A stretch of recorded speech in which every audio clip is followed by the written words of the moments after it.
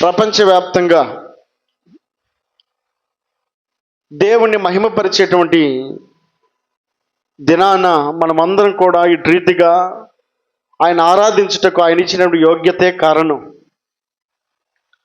మనలో ఏ గొప్పతనం ఉందని కాదు, మనలో ఏ మంచితనం ఉందని కాదు, కేవలం ఆయన కృప ద్వారా మాత్రమే ఆయన సన్నిధిలో ప్రవేశించడానికి ఆయన మనకు కల్పించినటువంటి ఈ గొప్ప అవకాశం అయ్యింది. ఈ అవకాశమును సద్వినియోగపరుచుకునే నిమిత్తమై కొద్ది నిమిషాలు పరిశుద్ధ గ్రంథంలో నుండి కొన్ని మాటల్ని ధ్యానం చేసుకుందాం. కీర్తనల భాగము 42వ కీర్తన.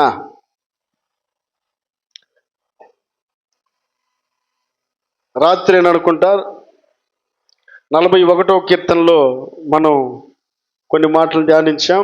ఇప్పుడు 42వ కీర్తనలో మాట జ్ఞాపకం చేసుకుందాం. 1-2 వచ్చిన దుప్పి నీటి వాగుల కొరకు ఆశపడినట్లు దేవా నీ కొరకు నా ప్రాణం ఆశపడుచున్నది. నా ప్రాణము దేవుని కొరకు తృష్ణగొనుచున్నది. జీవము గల దేవుని కొరకు తృష్ణగొనుచున్నది. దేవుని సన్నిధికి నేనెప్పుడు వచ్చేదను, ఆయన సన్నిధిని నేనెప్పుడు కనబడేదను. చాలండి. ఈ మాట్లాడుతున్నటువంటి మాటలు ఆషామాషిగా పలికినటువంటి మాటలు కాదు, ఎంతో హృదయపూర్వకమైనటువంటి మాటలను భక్తుడు అక్కడ మాట్లాడుతూ ఉన్నాయి. చాలా దేవుని మీద ఆసక్తి కలిగినటువంటి వాడై దేవుని పట్ల తన ప్రేమను కనపరుస్తూ మాట్లాడుతూ ఉన్నాడు. దుప్పి నీటి వాగుల కొరకు ఆశపడినట్లుగా నా ప్రాణము దేవా నీ కొరకు నా ప్రాణము ఆశపడతా ఉంది అని అంటూ ఉన్నాడు. దేవుని కొరకు ఆశ కలిగినటువంటి వ్యక్తులను మనం ఇక్కడ చూస్తూ ఉన్నాం. ఎవరు ఈ కీర్తన రాశారు? కోరహ కుమారులు రచించిన కీర్తన అంట. కోరహ కుమారులు రచించిన కీర్తన. ఇంత భయభక్తులు కలిగినటువంటి కుటుంబము, ఇంత తృష్ణ కలిగినటువంటి కుటుంబము, ఇంత ఆసక్తి కలిగినటువంటి కుటుంబములో నుంచి ఈ కోరహ కుమారులు మాట్లాడారా అని మనం ఆలోచన చేసినప్పుడు తన తండ్రి యొక్క నడవడిక, తన తండ్రి యొక్క మార్గము దేవునికి అయిష్టమైనదై దేవుని కోపాగ్నికి గురైనటువంటి వ్యక్తికి జన్మించినటువంటి బిడ్డలు రాసినటువంటి కీర్తన ఇది. తండ్రి నడిచినటువంటి మార్గము దేవునికి కోపాన్ని రేపితే, బిడ్డలు నడుస్తున్నటువంటి మార్గము దేవుణ్ణి సంతోషపరుస్తూ ఉందట. వారి మాటలు వింటూ ఉండగానే ఎలా ఉంది ఈ మాట? మనం చదువుతాం. దుప్పి నీటి వాగుల కొరకు ఆశపడినట్లుగా దేవా నీ కొరకు నా ప్రాణం ఆశపడుచున్నది. నా ప్రాణము దేవుని కొరకు తృష్ణగొనుచున్నది. జీవము గల దేవుని కొరకు తృష్ణగొనుచున్నది. దేవుని సన్నిధికి నేను ఎప్పుడు వచ్చేదను, ఆయన సన్నిధిని నేను ఎప్పుడు కనబడేదను. తాత ముత్తాతల కాడి నుంచి భయభక్తులు కలిగిన కుటుంబంలో నుంచి పెరిగినటువంటి మాటలుగా ఆ బిడ్డల యొక్క మాటలు చూస్తూ ఉంటే గొప్పగా కనబడతా ఉన్నాయి. కానీ తండ్రి యొక్క మార్గము దేవునికి ఇష్టమైనది ఏమాత్రం కూడా కాదు. నిర్గమకాండంలో ఒక మాట చూద్దాం. నిర్గమకాండము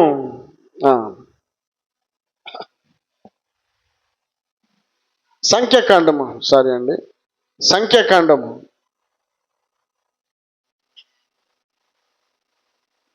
16వ అధ్యాయం 1వ వచనం.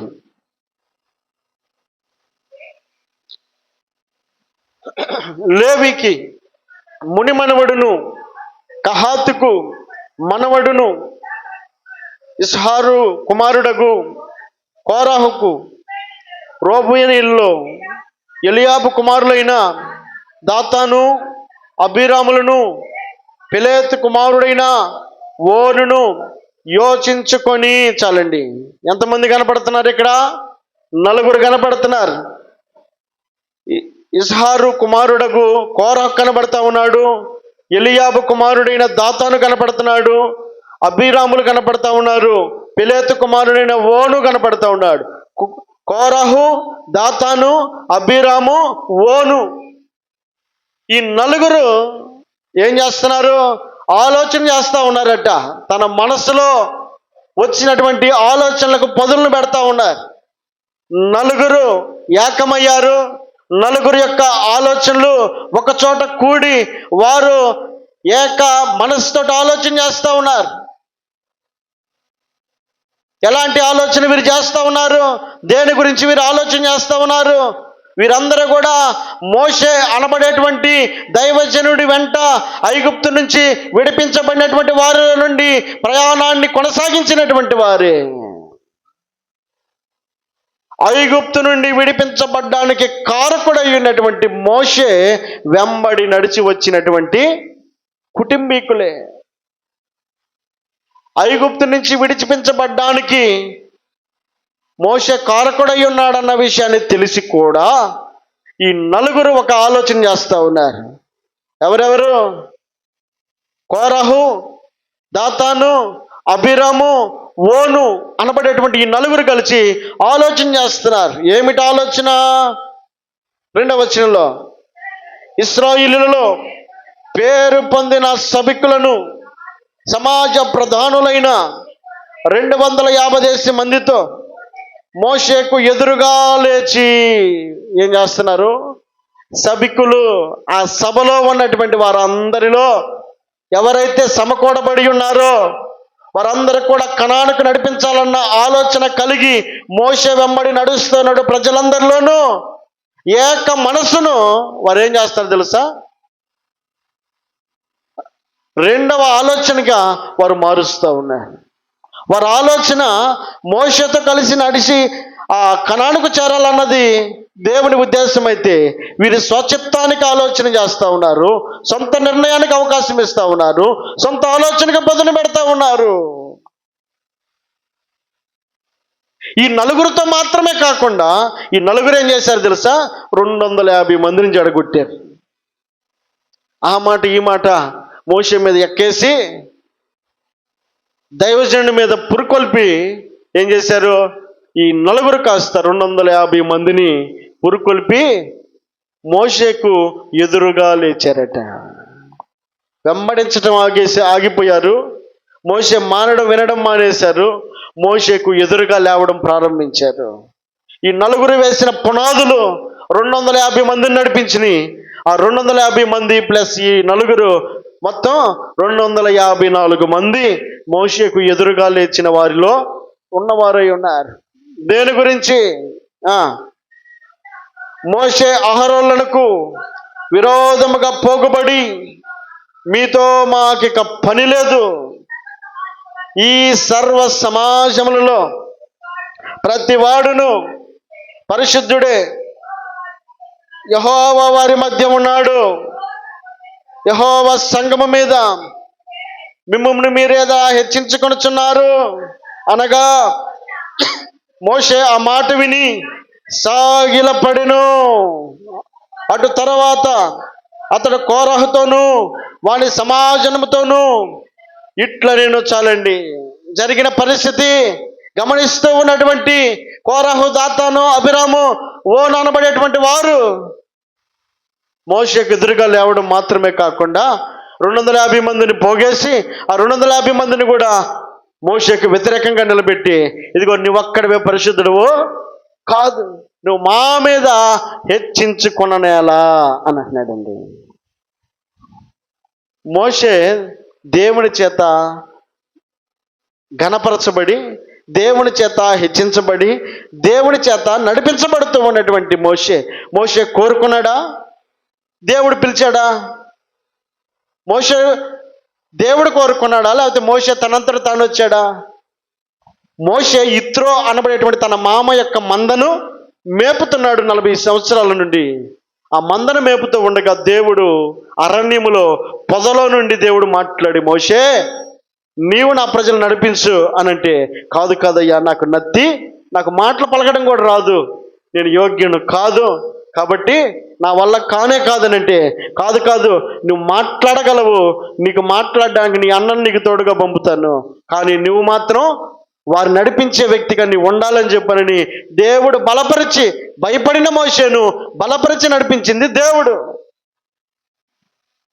అక్కడ ఉన్నటువంటి సర్వ సమాజంలో ఉన్నటువంటి సభ్యులలో 254 మంది అంటున్న మాట ఏంటనంటే, నువ్వు మా మీద హెచ్చించుకొననేలా, నువ్వు మా మీద అధికారం చేయనేలా, మమ్మల్ని గద్దించనేలా, మమ్మల్ని నడిపించనేలా, వారికి చెప్పినటువంటి మాటలు ఇది చేయకూడదు, ఇది చేయాలి, ఇటు వెళ్ళకూడదు, ఇటు వెళ్ళాలి, ఇలా ఉండకూడదు, ఇలా ఉండాలి అని వారికి మార్గాన్ని నిర్దేశిస్తూ ఉన్నటువంటి మోషేను వారు ఖాతరు చేయలేదు.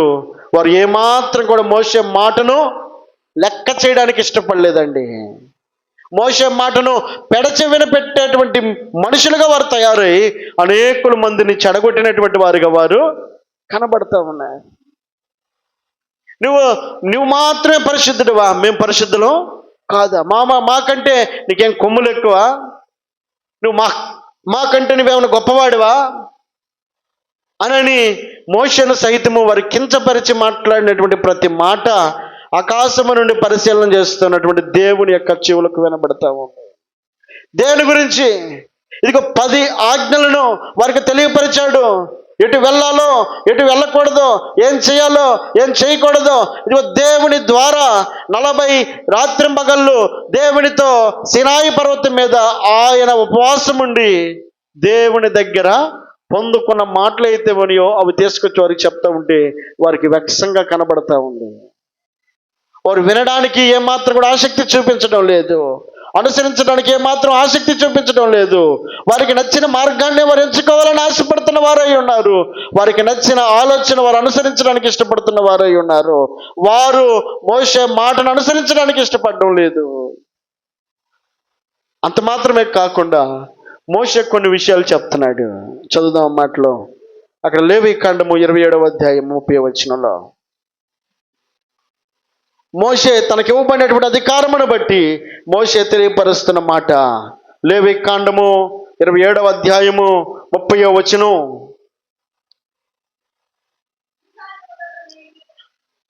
భూధాన్యములలోనేమి, వృక్ష ఫలములలోనేమి, భూ ఫలములన్నిటిలో 10వ భాగము యెహోవా సొమ్ము, అది యెహోవాకు ప్రతిష్ఠితమగును. చాలండి. ఎవరు చెప్తున్నాడు? మోషే సొంత మాటలు అయ్యి, మోషే నియమించుకున్నటువంటి దేవుని యొక్క మాటలు మోషే పలుకుతున్నాడు. దేవుడు చెప్పినటువంటి మాటలను మోషే పలకడానికి ఇష్టపడుతున్నాడు. మోషే చెప్పమన్న మాటలను అనేకులకు తెలియపరుస్తూ ఉన్నాడు. ఏమంటాడు? భూధాన్యములనేమి, వృక్ష ఫలములలోనేమి, భూ ఫలములన్నిటిలో 10వ భాగము యెహోవా సొమ్ము. ఏదైతే ఈ భూమి మీద నువ్వు బ్రతికి బట్టకట్టడానికి, నువ్వు జీవించడానికి, చెల్లించడానికి, ఆరోగ్యంగా ఉండడానికి నువ్వు తీసుకుని ఉన్న ఆహారం ఏదైతే ఉందో, ఈ భూమి నుండి వస్తున్న ప్రతిదీ, నువ్వు సంపాదించిన ప్రతిదీ, నువ్వు కష్టపడిన ప్రతిదీ, ఆయన అంటాడు 10వ భాగము యెహోవా సొమ్ము అని అంటున్నాడు. ఇది మింగుడు పడుతుందా? కోరాకి మింగుడు పడలా. నువ్వేమన్నా మా మీద ఏమైనా పెద్ద పుడింగా, మా మీద మమ్మల్ని నువ్వు హెచ్చించుకుని ఎలా అని మోషే చెప్తున్న మాటలు ఏమాత్రం కూడా లెక్క చేయడానికి ఇష్టపడట్లేదు. దేవుని మాటలు ఉన్నదన్నట్టుగా తెలియపరుస్తున్నటువంటి మోషేను వారికి ఏమాత్రం కూడా ఆ మాటలు అంగీకరించడానికి ఇష్టపడడం లేదు. అంత మాత్రమే కాక అక్కడ అంటాడు ద్వితీయోపదేశ కాండంలో 18:4, ద్వితీయోపదేశ కాండము 18వ అధ్యాయము 4వ వచనం.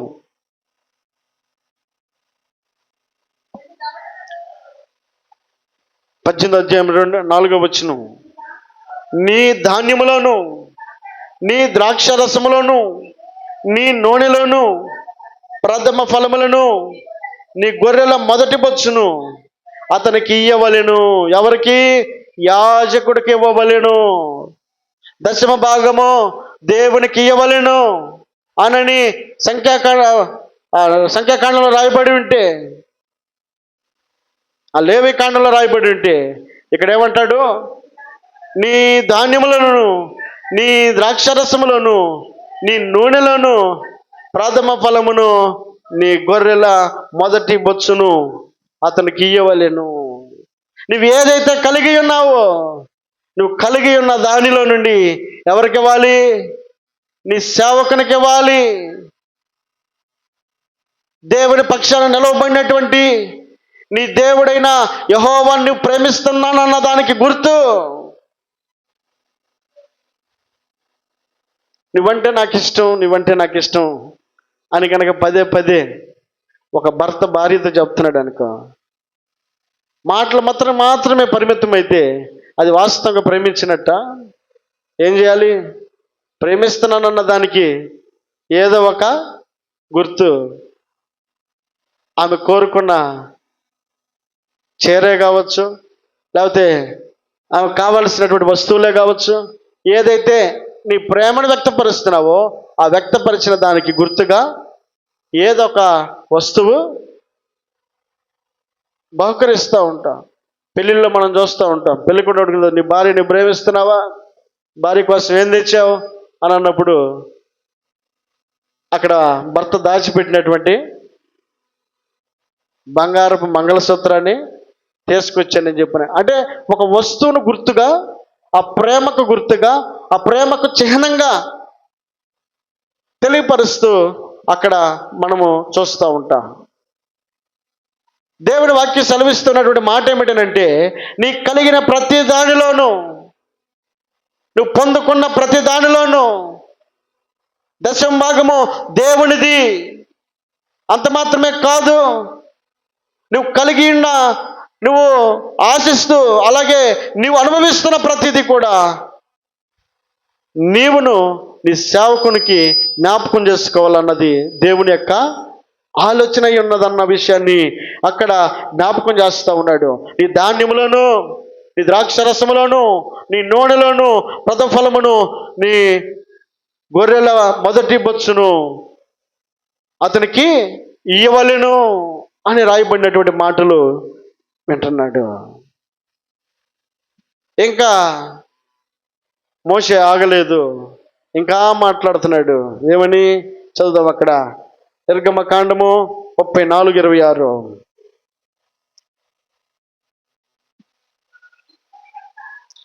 నీ భూమి యొక్క ప్రథమ ఫలములలో మొదటిది నీ దేవుడైన యెహోవా మందిరములోనికి తేవలెను. మేకపిల్లను దాని తల్లిపాలతో. చాలండి. వాక్యం సెలవిస్తూ ఉంది, నీ భూమి యొక్క ప్రథమ ఫలములో మొదటివి నీ దేవుడైన యెహోవా మందిరంలోనికి తేవలెను. వాస్తవానికి మనం ఏదైతే ఈ 3 వచనాల్లో నుండి మనం ఆలోచన చేసినప్పుడు నీకు కలిగి ఉన్నదేదో సారేపతు విధవరాల దగ్గరట ఒకే ఒక్క అప్పం ఉందట. ఆ ఒక్క అప్పాన్ని చెప్పిన మాట, సేవకుడు ఏదైతే నోటితో పలికిన మాటను ఆధారం చేసుకుని ఏం చేసింది? తన దగ్గర ఉన్న ఆహారాన్ని సేవకునికి పెట్టిందట. అవేం చేస్తుంది? మాటను గౌరవిస్తూ ఉంది. ఆయనే చెప్తున్న మాట ఏమిటంటే, నాకు ఇచ్చి మీరు శోధించండి, మీకు పట్టజాలన విస్తారమైన దీవెనలు నేను మీకు అనుగ్రహిస్తాను అని అంటున్నాడు. ఏదో సేవకుడు తినాలన్నది కాదు, దాని ద్వారా నువ్వు పెట్టేది పిడికుడు, నువ్వు కోసుకునేది పనలు. 128వ కీర్తనలో రాయబడిన మాట ప్రకారంగా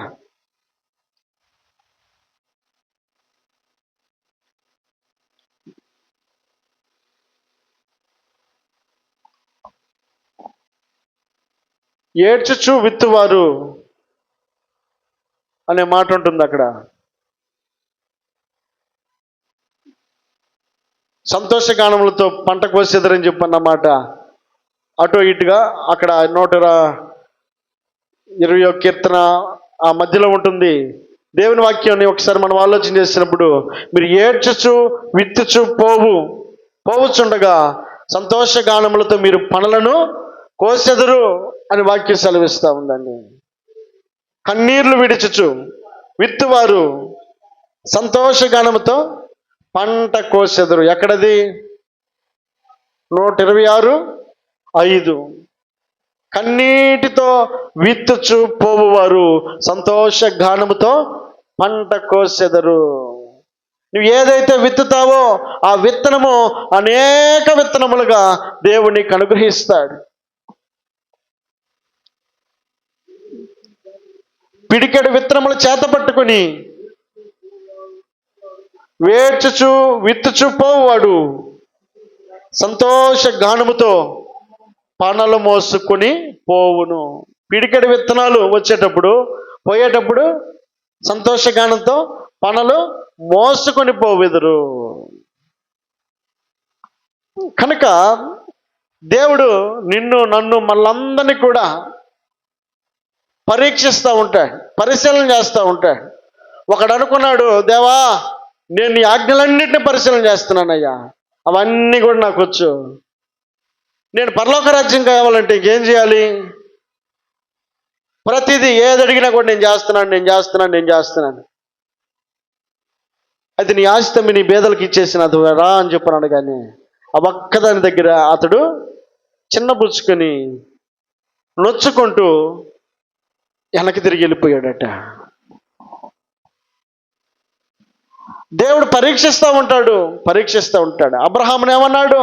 అబ్రహామా, నీ ఒక్కగానే యొక్క కుమారుణ్ణి నాకు బలిగా ఇవ్వు. ఒక్కగానొక్క కుమారుడని ఆయన పిలిచాడునంటే ఇక అబ్రహాంకి ఇంకెవరైనా ఉన్నారా? లేరన్న సంగతి ఆయనకి తెలుసు కదా. ఏమంటాడు? ఒక్కగానొక్క కుమారుణ్ణి నాకు ఇవ్వు అని అనగానే అబ్రహాంను పరిశీలన చేశాడు. అబ్రహాం మనసు ఎలాగుంటుందా అని పరిశీలన చేశాడు. అబ్రహాము తెగించడానికి ఇష్టపడినవాడు తన కుమారుని సైతం తీసుకెళ్లి బలిపీఠం మీద పెట్టాడు. పెట్టి కత్తెత్తి అతను సంహరించబోతూ ఉండగా, అబ్రహామా నేను పరీక్షించాను తప్ప నీ కుమారుని నేను తీసుకోవడానికి నేను ఇష్టపడలేదు. కనుక చిన్నబిడ్డలు మన దగ్గర ఉన్నప్పుడు చాలాసార్లు మనం కొనిచ్చింది మనమైనప్పటికీ ఏమంటాం? కొంచెం పెట్టు అని అంటామండి. మన స్వభావం ఏంటో తెలుసుకోవాలని.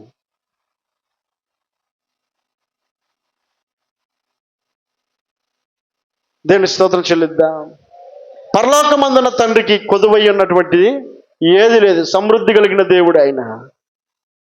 కానీ మనం ఎలాంటి మనస్తత్వం కలిగి ఉన్నామో అన్న విషయాన్ని దేవుడు పరిశీలించేటువంటి క్రమంలో దేవుడు ఒక క్రమాన్ని నేర్పాడు. ఆ క్రమం ఏంటంటే వాక్యం సెలవిస్తూ ఉన్నటువంటి మాట, మనం చదివినటువంటి మాట ఇందాక, నీ భూమి యొక్క ప్రథమ ఫలములో మొదటివి నీ దేవుడిని యెహోవా మందిరములోనికి తేవలెను.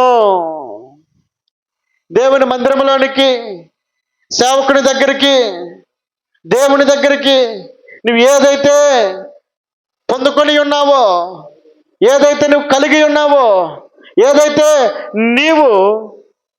నీ కుటుంబము పొందుకొని ఉన్నారో ఆ వాటిలో తప్పక నువ్విచ్చే సమయమే కావచ్చు, నువ్విచ్చే సంపదే కావచ్చు, నువ్విచ్చేటువంటి ప్రతి ఈవులను తప్పక ఆయన కోరుకుంటూ ఉన్నాడు.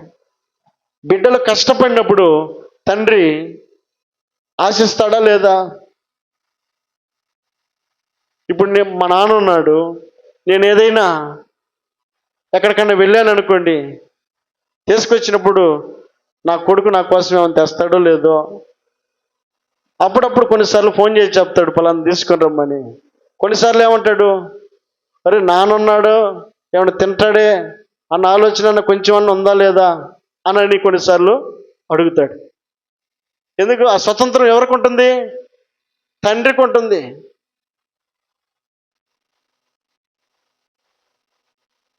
కనుక నిన్ను నన్ను కన్న తండ్రి, మనం పోషిస్తూ ఉన్న తండ్రి, మనం బలపరుస్తూ ఉన్న తండ్రి, ఆయనకున్న స్వతంత్రాన్ని బట్టి ఆయన మాట్లాడుతున్నాడు. నీ రాబడి అంతట్లోను, నీకు కలిగినది అంతట్లోను, నువ్వు పండించిన దానిలోను ఏదైతే నువ్వు కలిగి ఉన్నావో ఆ కలిగి ఉన్నదాన్ని ఆయన కోసం కొంత తీసుకొని రమ్మంటున్నారు. ఇప్పుడు 10 రూపాయల్లో 10వ భాగం అంటే ఎంత? 1 రూపాయి. 1 రూపాయి దగ్గర మనం ఏమంటాం? అమ్మో ఆయనకి ఇయ్యాలా? 1 రూపాయి ఇవ్వడానికే మనం వెనకడుగు వేస్తే విస్తారమైన దీవెన ఆశీర్వాదాలు కావాలని కోరుకోవడం మనం ఎంత వివేకులం అవుతాం? రూపాయికే నీవు అంత తెలివి కల్ల వ్యక్తి అయితే 10 రూపాయలు ఇచ్చి ఆయన ఎంత తెలివి కల్లవాడై ఉండాలి?